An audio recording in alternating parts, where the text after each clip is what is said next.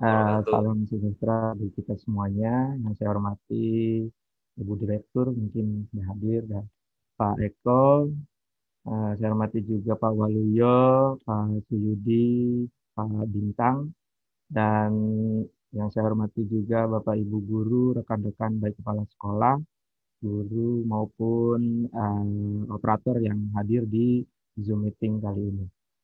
Baik, eh, izinkan saya untuk memberikan apa ya best practice ya, praktek yang saya kerjakan di sekolah saya sendiri yaitu SDN Pejaten Timur 11 Jakarta Selatan, di mana kami sudah menggunakan Eraper ini dari pertama kali dimunculkan yaitu sekitar bulan September tahun lalu ya kalau nggak salah ya Pak ya. Nah, itu jadi dari semester 1 tahun pelajaran 2019-2020 kami sudah menggunakan aplikasi Erapor. Nah, saya akan izin bagi slide dulu Pak ya. Hmm,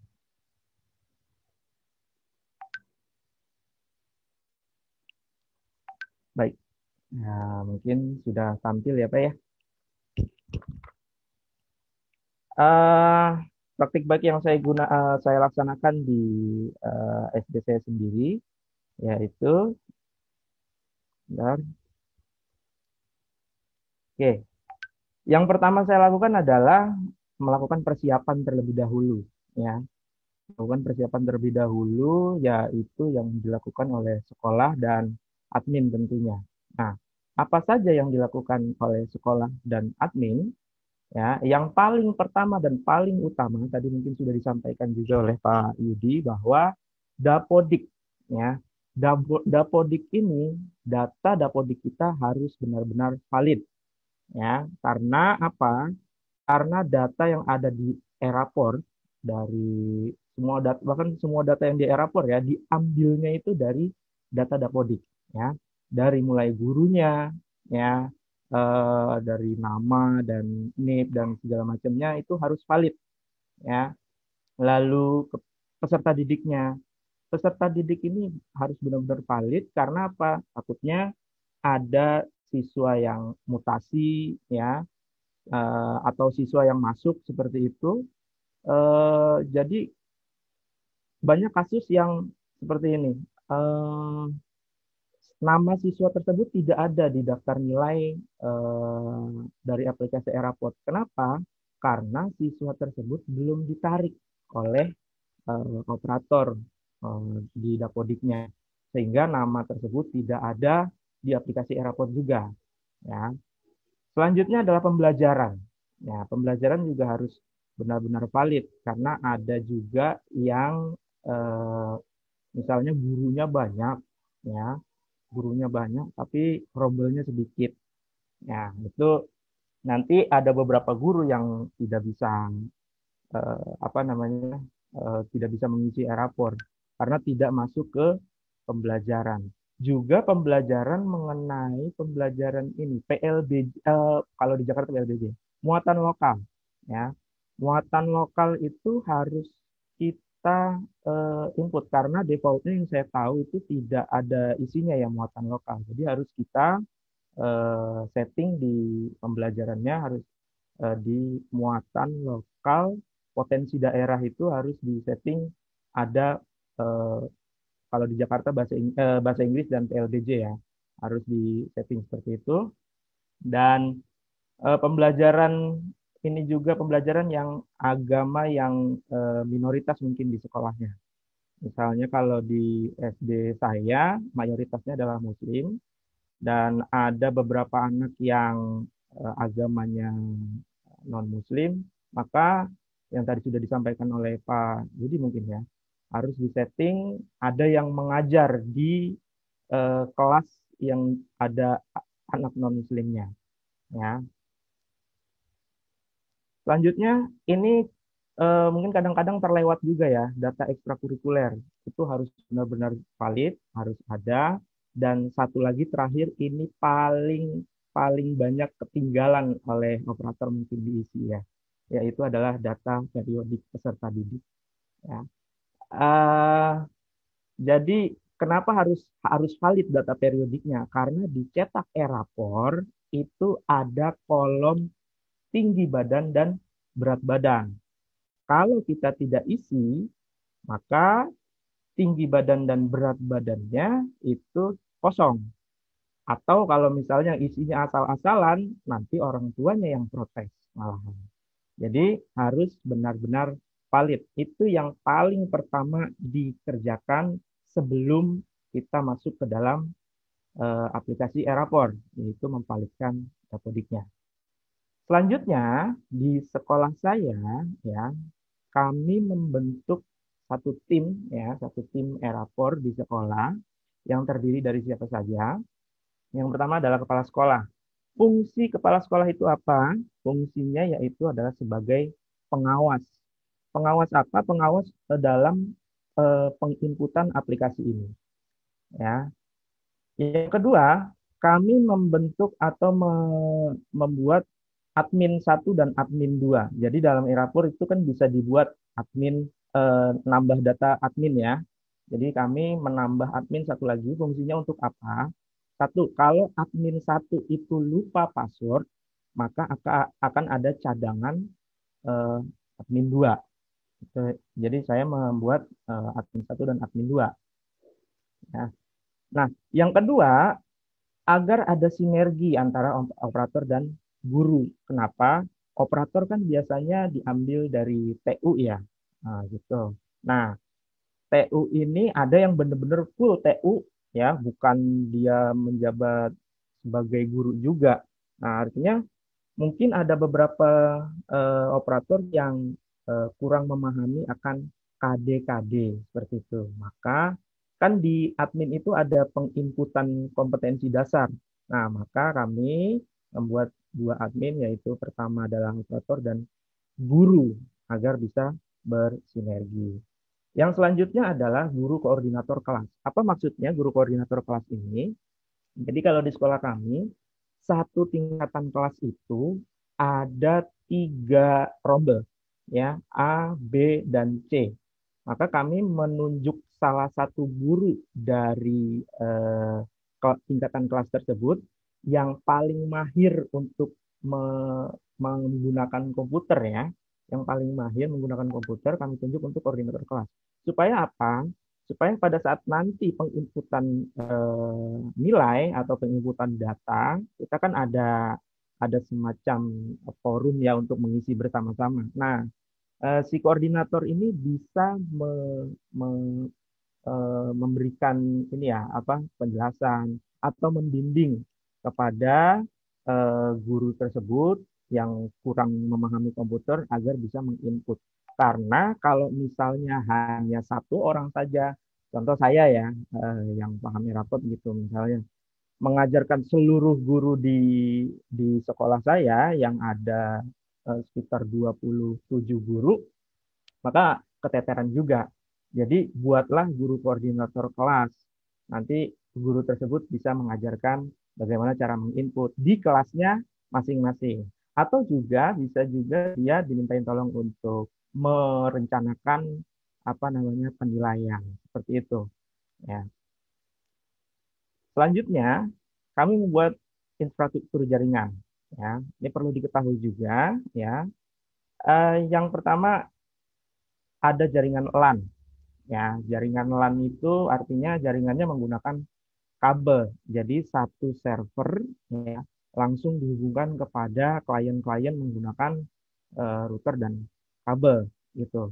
Nah, ini perlu diketahui juga mungkin ya, banyak yang salah, mohon izin Pak Olio. Yang salahnya begini, yang banyak saya temukan. Erapor diinstal di setiap laptop. Nah, itu kemarin banyak banget yang keluar seperti itu. Nah, jadi yang betul adalah Erapor itu diinstal di satu laptop atau satu perangkat komputer yang di dalamnya ada aplikasi Dapodik. Yang lainnya tidak usah menginstal Erapor, ya, tidak usah menginstal aplikasinya. Yang lainnya hanya nanti ada yang namanya sharing IT, ya. Jadi kita bekerja menggunakan jaringan seperti itu. ya. Yang pertama ada offline ini ya, ini yang offline. Yang pertama adalah jaringan LAN, yang kedua adalah jaringan offline dengan menggunakan WiFi. Nah, ini juga banyak yang salah. Salahnya apa kalau menggunakan WiFi? Banyak yang beranggapan bahwa dalam pengisian erapor di sekolah ya menggunakan jaringan lokal itu harus ada internetnya. Tidak perlu Bapak Ibu kalau offline ya tidak perlu ada internetnya. Yang penting ada satu perangkat WiFi-nya. Yang penting ada satu perangkat WiFi-nya yang dapat terhubung ke semua klien atau laptop ya. Jadi tetap topologinya sama seperti ini ya. Server ya lalu dibuka apa namanya itu IP-nya. Nah, si klien-klien ini ya mengetikkan IP dari komputer server sehingga akan terbuka aplikasi Airport yang ada di server. Jadi intinya adalah yang dibuka aplikasi Airport yang mana? Yang dibuka aplikasi Airport yang ada di server, bukan di laptop masing-masing ya. Ini perlu dicatat ya Bapak Ibu ya, bahwa aplikasi Airport tidak perlu diinstal di setiap laptop, hanya diinstal di server saja, yang tentunya ada aplikasi Dapodik di dalamnya. Nah, ini adalah yang offline. Aplikasi Airport ini bisa juga kita bekerja secara online. Ya, artinya kalau secara online bagaimana? Kita tidak perlu berkumpul di satu tempat di satu ruangan ya. Jadi kita bisa mengonlinekan Airport ini. Kita bisa mengerjakannya dari rumah. Ya, dengan apa? Yang pertama dengan aplikasi yang bernama Grok atau Local Tunnel dan sebagainya. Ya, untuk tutorialnya, mohon maaf saya tidak bisa menjelaskan di sini karena kalau saya jelaskan akan panjang waktunya ya. Silakan dicari di Google atau di YouTube, pasti ada itu. Ya, cara mengonlinekan menggunakan aplikasi Ngerok. Ya, itu ada di YouTube. Nah, silakan dicari. Jadi servernya tetap perangkat yang digunakan sekarang. Laptop yang digunakan untuk Airport, servernya tetap itu. Ya, jadi kalau kita mengonlinekan Airport, intinya laptop atau perangkat yang digunakan tidak boleh dalam keadaan mati, harus menyala. Ya, jadi ini buat buat sekolah ya.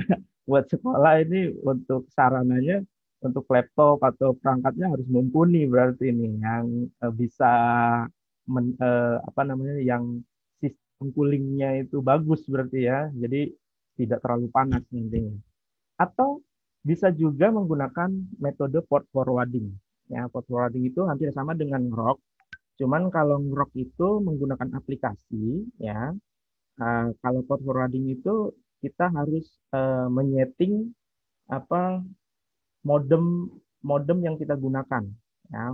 Jadi kita membuka IP publik dari eh, komputer kita untuk apa namanya dibuka di tempat lain. Cuman saya sarankan untuk berhati-hati kalau menggunakan metode ini karena banyak sekali ya orang iseng lah ya yang suka ngacak-ngacak. Takutnya nanti main masuk aja terus diisengin aplikasi Airportnya kita udah nyusun perencanaan sebegitu rumit atau panjang lalu diacak-acak repot juga ya. Ada satu lagi nih, semalam saya kebetulan baru bertanya kepada Pak Yudi, aplikasi Airport ini bisa ditaruh di website ya, bisa ditaruh di website. Jadi Bapak Ibu silakan membeli hosting ya, istilahnya gitu ya, membuka domain, lalu taruh di website tersebut, sehingga teman-teman yang ada di rumah bisa mengerjakan e-raport di manapun dia berada. Ya, asal perangkatnya, oh ya, aplikasi e-raport ini bisa juga diakses menggunakan apa namanya handphone atau smartphone. Ya, tidak hanya laptop, tapi dengan smartphone juga bisa. Mungkin tampilannya ya sedikit-sedikit berbeda lah, tapi ya eh, ini sudah cukup ini kok baik ya. Oke, selanjutnya adalah itu tadi yang dilakukan oleh sekolah dan admin ya. Nah, sekarang guru-gurunya apa yang kami lakukan di sekolah? Yang pertama, ya, guru itu punya senjata utama, dua senjata utama kalau saya bilang ya, untuk mengisi aplikasi ini. Yang pertama adalah dalam pengisian data kompetensi dasar, ya, guru tersebut harus memiliki ini, pemetaan KD, baik KI 3, baik KI 1, 2, 3, dan 4.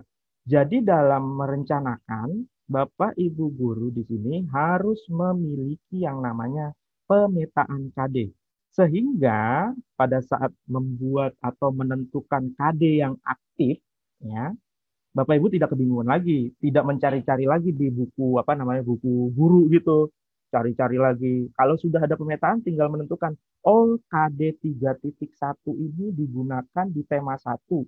Tema satu ini adalah tema yang ada di semester satu.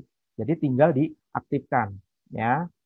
Oh, KD 3.2 ini gitu ya, seperti itu. Karena ada beberapa KD ya, bahasa Indonesia contohnya ya, itu tidak semua KD-nya terpakai di semester satu ya.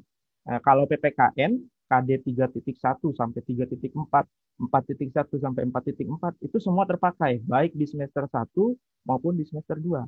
Tapi kalau yang lain pembelajaran lain ada beberapa ya selain PPKN itu eh, 3.1 digunakan di semester satu, sementara 3.2-nya digunakan di semester 2. Ada yang seperti itu. Ya. Dan sekarang kalau menggunakan yang Balitbang berarti Bapak Ibu harus membuat baru. Kebanyakan yang ada di internet ini ya, kurikulum yang Permen 37. Oke, itu senjata yang pertama untuk menentukan KD-KD yang dipakai. Ini dipakai untuk merencanakan penilaian dan menentukan KD-KD mana yang aktif di semester tersebut. Nah, senjata yang kedua dalam penginputan data dan nilai tentunya sudah pasti adalah daftar nilai. Ya, daftar nilai harus Bapak Ibu miliki. Ya, baik itu nilai pengetahuan maupun nilai keterampilan. Dan di sini juga selain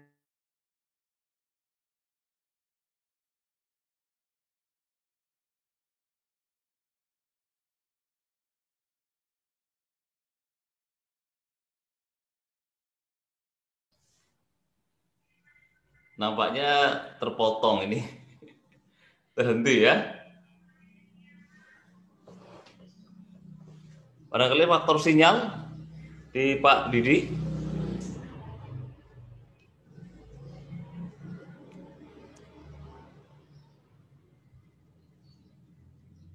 Ya, baik. Sementara Pak Didi terhenti. Ya,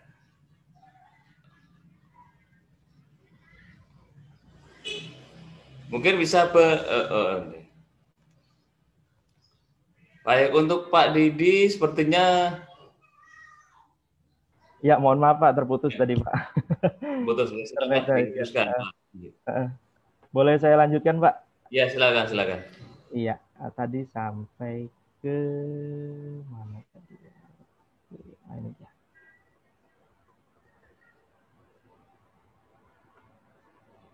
Ya, tadi saya sudah sampai kapan offline-nya, kapan online-nya. Ya, kalau di sekolah kami, offline itu pada saat kita berkumpul di satu tempat ya, dalam jaringan lokal, ya, dalam mengisi data kompetensi dasar.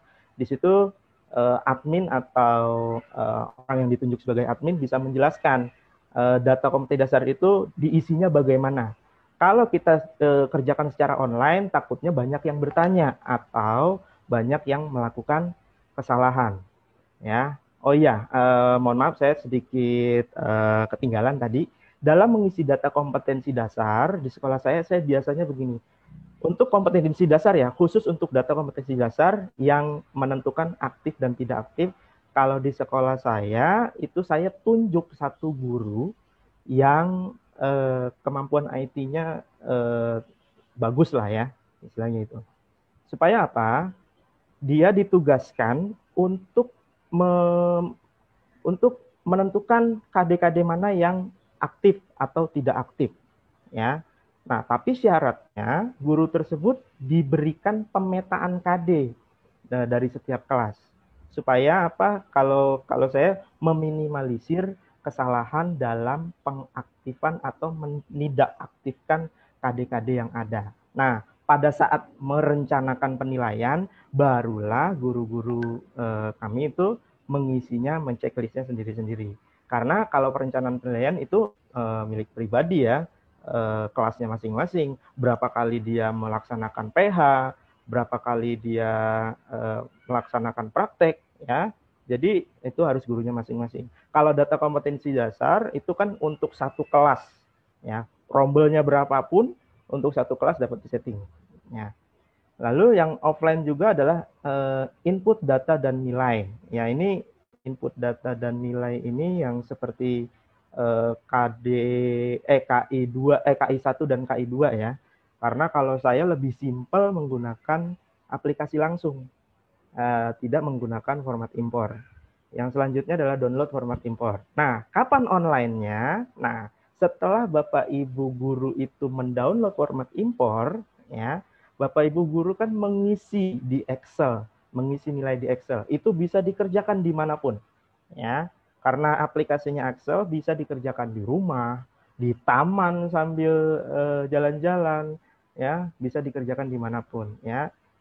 Lalu setelah diisi, barulah kita mulai online-nya. Menggunakan apa? Menggunakan aplikasi Ngerok tadi. Ya. Lalu apa saja yang online adalah impor nilai. Selanjutnya proses deskripsi siswa, kirim nilai, dan semua pekerjaan wali kelas kami melakukannya dengan secara online. Itu. Namun ada beberapa kendala mungkin ya kalau online, nanti saya sampaikan di belakang. Oke, ini adalah kegiatan kami ya waktu penginputan aplikasi secara offline yang tadi, yang data kompetensi dasar, lalu perencanaan penilaian sampai ke download. Setelah download barulah selesai diisi di rumah masing-masing. Nah, setelah itu baru proses online-nya. Oke, fungsi pengawasan oleh kepala sekolah. Nah, kepala sekolah, jadi kami membuatkan akun khusus dengan hak akses sebagai admin. Fungsinya untuk apa? Ya, kepala sekolah. Kepala sekolah bisa mengawasi ya data nilai peserta didik. Ya, nanti takutnya ada yang bisa data nilai itu, jadi nanti takutnya ada yang nilainya terlalu rendah seperti itu. Jadi bisa kepala sekolah bisa melihat semua nilai ya, kalau pakai hak akses sebagai admin ya, kepala sekolah bisa melihat semua nilai dari peserta didik ya, asal satu sudah dikirimkan ke sudah proses kirim nilai ya. Dan kepala sekolah juga dapat melihat ketuntasan pengisian e-rapor. Yang tadi sudah dijelaskan oleh Pak Yudi, bisa melihatnya di mana? Di status penilaian. Ya, seperti itu. Jadi bisa melihat. Nah, kendala-kendala yang kami temukan pada saat penginputan aplikasi, ya, yang pertama itu adalah urut nama pada daftar nilai yang dimiliki guru tidak sama dengan format impor nilai. Jadi absen yang kami punya itu kadang tidak sama ya. Banyak yang tidak sama dengan urutannya nggak sama dengan yang keluar, format impor yang keluar. Nah, itu akhirnya kami merubah ya, di semester 2-nya kami merubah urutan absen mengikuti Dapodik ya. Karena setiap sekolah mungkin ada yang berbeda-beda ya. Ada yang urutnya berdasarkan induk ya. Ada juga yang urutnya berdasarkan abjad ya. Nah, kalau format impor dari e-rapor itu berdasarkan yang ada di Dapodik.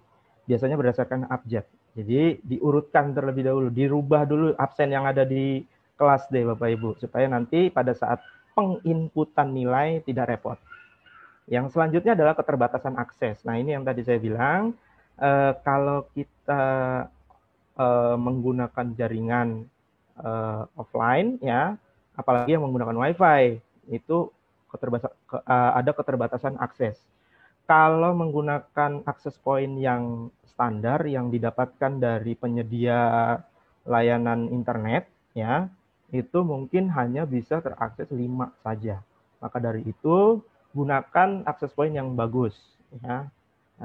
Lalu kalau online-nya juga sama, tidak semua klien dapat masuk secara bersama-sama.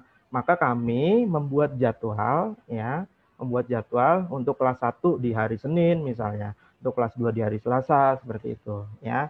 Jadi untuk pengisian atau penginputan nilai dapat terlaksana dengan baik. Ya, mungkin itu saja praktik baik yang saya laksanakan di sekolah Pak Waluyo.